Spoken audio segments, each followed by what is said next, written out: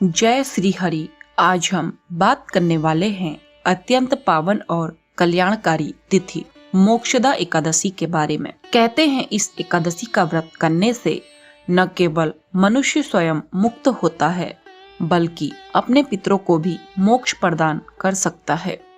इसलिए इसे मोक्ष प्रदान करने वाली एकादशी कहा गया है।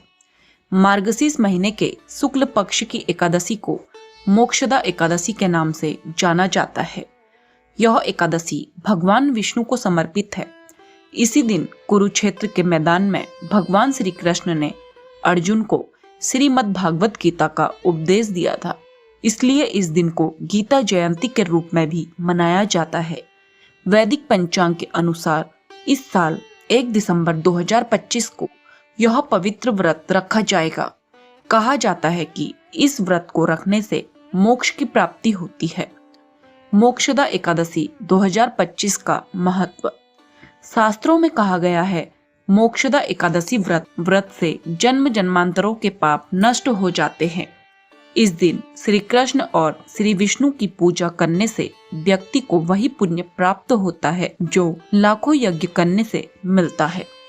व्रत का सबसे बड़ा फल मन की शांति, पापों का क्षय और आत्मा की उन्नति। इस दिन किस देवता की पूजा की जाती है?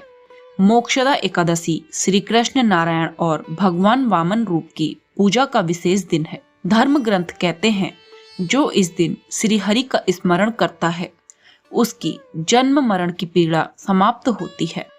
मोक्षदा एकादशी व्रत के दौरान क्या खाएं? फल। इस पावन तिथि पर सभी प्रकार के फल खा सकते हैं, जैसे केला, सेब, संतरा, अंगूर आदि। डेयरी उत्पाद, दूध, दही, पनीर, छाछ का सेवन कर सकते हैं। कंदमूल, आलू, शकरकंद, अरबी, सिंघाड़े के आटे से बनी चीजें खा सकते हैं। फलाहार अनाज, कुट्टू का आटा, सिंघाड़े का आटा, साबूदाना, राजगीरा का उपयोग कर सकते हैं। सब्जियां, टमाटर, गाजर, लौकी, ककड़ी आदि सात्विक सब्जियां खा सकते हैं। अन्य चीजें, सेंधा नमक, काली मिर्च, अदरक, हरी मिर्च का प्रयोग फलाहार में किया जा सकता है। फलाहार सबसे श्रेष्ठ माना जाता है क्योंकि यह मन और शरीर दोनों को हल्का रखता है। मोक्षदा एकादशी व्रत के दौरान क्या न खाएं? अनाज, चावल, गेहूं, दालें और सामान्य नमक का सेवन न करें। तामसिक भोजन, लहसुन, प्याज, मांस, मदिरा और अन्य तामसिक भोजन से दूर रहे। मसाले, हल्दी, हींग, राई, मेथी दाना आदि मसालों का प्रयोग न करें। बासी भोजन, एकादशी के दिन बासी भोजन या दोबारा गर्म किया गया भोजन नहीं खाना चाहिए। 2 बार भोजन एक ही दिन में 2 बार भोजन करने से बचे। अगर संभव हो तो फलाहार व्रत करें। एकादशी में अनाज का त्याग अनिवार्य है। अनाज में जीव तत्व माना गया है, इसलिए इसे छोड़ना ही व्रत का मूल नियम। मोक्षदा एकादशी व्रत के सही नियम।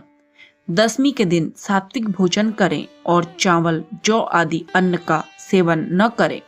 एकादशी के दिन सुबह जल्दी उठकर स्नान करें। भगवान विष्णु और श्री कृष्ण की पूजा करके व्रत का संकल्प लें। ओम नमो भगवते वासुदेवाय मंत्र का 108 बार जप करें। श्री हरि को तुलसी अत्यंत प्रिय है। तुलसी अर्पित करना न भूलें।